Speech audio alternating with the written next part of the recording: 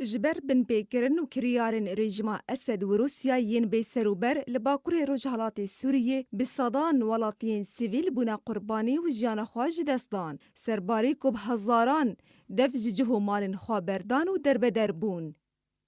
دوی درباره دا تیما هماهنگی و برسفدانه دا خویانیک درخست تیدا بردوام بونا هر یک جریجما اسد و روسیا د ارمانچ کرنا دورن باکوری روجهالات سوریا شرمزار کر و هجمارا قربانیان جی اشکره کر.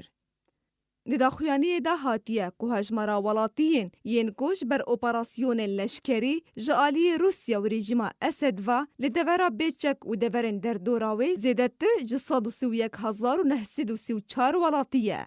و هجمارا ولاتیین کش بر آرمانچ کرنا مال و نابند نستجیبونه بنا قربانی و جیان خواش دستانه زیده بویه. بتایبتی پشتی اپراسیون لشکری پاریزگاه ادلبه دهیوا سباته دا.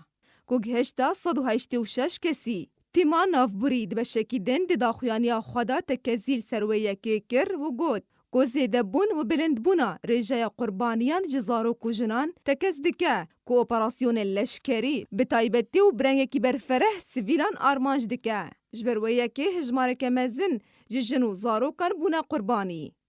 دداویا داخویانی دا تیما هماهنگی و برسفدانه بانگ لهمی چالاکین مروواهی و هفالمندن وان دکار مروواهی دا کر کوالیکاریا دربدران بکن و خدمت گزاریان جوان را پیشکش بکه. هر وها داخواز جالی ناف دولتی ین پیوندیدار بروشا سوری را کر کو بیدنگ نمینن و لجی بن پیکرن و کریارن رژیما اسد و روسیا لدر حق سویلان دال پاریزگاه ادلبه و دبرن در دوراوی را وستن و شرمزار بکن تاکو جیانا سویلان ورا پاراستن.